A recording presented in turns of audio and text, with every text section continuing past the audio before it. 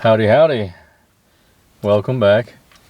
Hope you guys are doing well today. So, I want to get on here and kind of talk to you guys about the end times. You know, you always hear the phrase, oh, we're living in the end times. Or the end is near, Christ is coming soon. You know, you hear those phrases and statements being made all too often. And upon face value, I bet some folks are probably wondering, why do people say that? Why are they getting this inclination that they feel that Jesus is coming soon?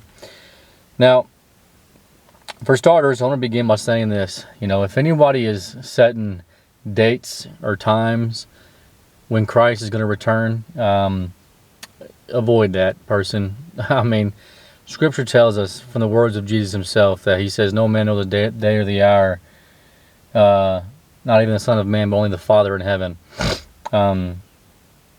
So, if someone's setting dates and saying all this, giving you exact days down to the minutes and seconds, avoid those type of people. I mean, that's just not biblical.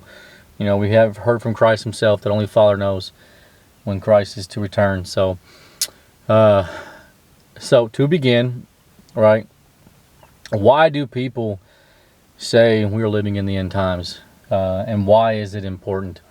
Well, for starters, let's talk about why it's important, and why it's important that we need to understand that, you know, we very well could be, you know, and why I believe, you know, we are living in the time where maybe we could be the people to see Christ return, you know, with the way the world is getting and everything that's leading up to it. I mean, the way our society, the last 4 years, if you've been paying any attention, has been very immoral, right? They were calling good evil and evil good. Now, it's important to understand this because we're living in a period right now known as probation period, right? Which means that God is holding back the winds of strife, waiting for us to accept him, right? Meaning he's trying to give us time and a chance, but soon there's going to come a point where that chance is gone. There'll be no more.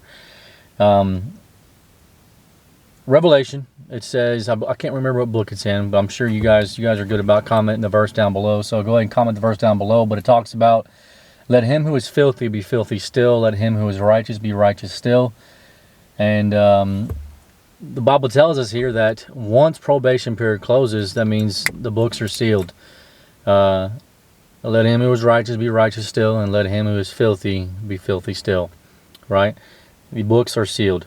Now, that will determine if you are someone who is unrighteous, right? Because during the end times, especially the end times events that take place, you know, there's going to be plagues that fall and a cleansing process of the earth, I guess you can say. You know, we've seen it throughout Scripture, very numerous times. But in order to be spared and saved from the plagues and the cleansing process that God is going to use to eradicate sin in the earth completely, you have to have the seal of God on your forehead, right? Hurt not the sea or the earth till we have sealed the servants of our God in their foreheads, as it says. And so it's important, right? If we're not someone who is in right standing with God, then we shall not receive the seal of God, but instead we'll receive the mark of the beast, right? And if you're not serving Christ, right, by default you're serving Satan. You know, he's not going to drag us into heaven kicking and screaming. And if we're not going to do it here, what makes you think that you're going to want to do it there, right? But, yes, that's why it's important to understand, you know, that Christ could come back in our lifetime. We need to be aware of that, and we need to be right with him, right? Does that make sense? Now, let's get to the why folks would say that we are living in the end times. Well, there's a couple of reasons. I mean, the first one is, think about what's rampant in our society and their heavy focus on gender. I mean, the Bible warns us. He says, as it was in the days of Noah and Lot, so shall the coming of the Son of Man be. Now, in Noah and Lot's day, Sodom and Gomorrah, if you all are familiar with that, God rained down fire on Sodom and Gomorrah, and there wasn't any righteous person found in that city besides Lot and his family, right? And so it got to a point to where he was saying, if there's 6 righteous people, He's like, okay, 5 righteous people, 4 righteous people, 3 righteous. If there's 2 righteous people, will you spare the city? He said, yes, I will. And God knew beforehand. They given themselves over to their own desires and fulfilled the lust of the flesh, and were going after, the same gender and practicing the acts involved with that. That was in Noah and Lot's day. And now in our day, you see the very similar thing. I mean, I tell you what, 20 years ago, 20 plus years ago, whenever I was in school, you didn't see it as heavy as a focus as it is now. I mean, it is very heavily focused on. I mean, schools are promoting it. You're having drag queen shows at schools. I mean, it's a very wicked world. We've gotten to a point where Scripture also warned about that in the latter times it will call good evil and evil good, right? And that's what we're experiencing, right? So aside from just the focus of being and showing the resemblance of Sodom and Gomorrah of Noah and Lot's day, what else is there? What other kind of distinctions do we have to let us know that maybe Christ is coming soon, right? Think about all the natural disasters occurring. I mean, I kid you not, my family, where I live currently right now, we dodged 3 tornadoes within the past week. 3. Okay, it was pretty scary. I had to leave my home, and it was a pretty terrible time. And I know that stuff always been around, but Scripture talks about the increasing activity of it, right? And let's think about the fact that in the book of Daniel 7:25, he warns us. He says that in the end times, he says, "O Daniel, seal this book unto the time of the end." He says, knowledge will be increased. Now let's think for a moment. You guys are right here with me right now, watching this video, and you're all the way across the world. You're in some different states, hours away from me. This direct line of communication that we have is pretty special. Let's think back just a few short 150 years ago. You weren't able to do that. I mean, let's think about the means of travel. I'm in this car right now that I use to go to work. You weren't able to do something like that just a few short 150 years ago, right? I mean, you had to achieve great distances by flight. And how I can communicate with you through a cell phone, right? And you can be in a whole other state. Back then, it was by letter. It would take months on end to receive. I mean, we're living in a time that, lines up with the warning signs from Scripture. And he tells us that by the signs and the seasons, you will know, right? And the scary part about that is, going along with probation period, and if you're not right with God and you're still flirting with the devil, it says he will come back like a thief in the night. I mean, that's by surprise. That does not mean like in silence and secret. That means you're going to be caught off guard, right? You're going to be caught off guard by it.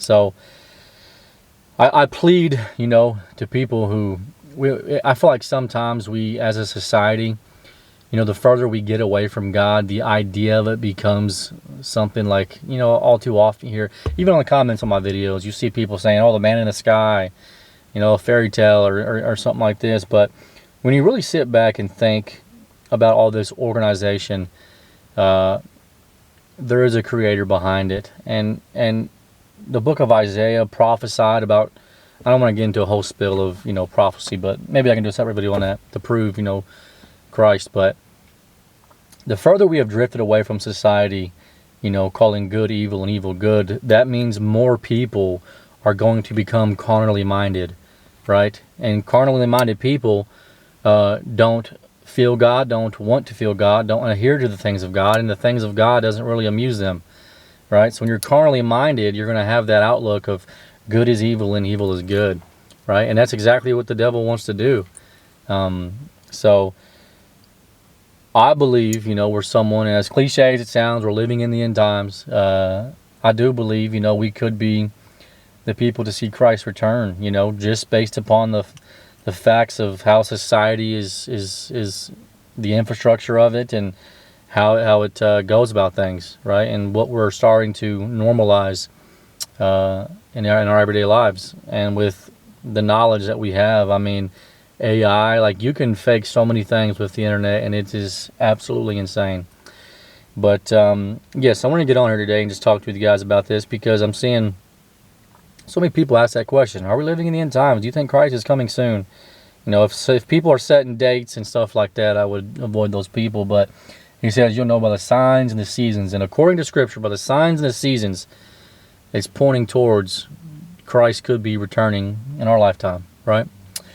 But yes, hopefully this blesses you guys, and hopefully this, gets you on your toes. We need to be serious about our relationship with Christ, because, we can't be the one who's on the fence. I shared a video months ago about an illustration of a man waking up in a garden or a big old field. It was a beautiful field, and in the middle of that field there's a fence.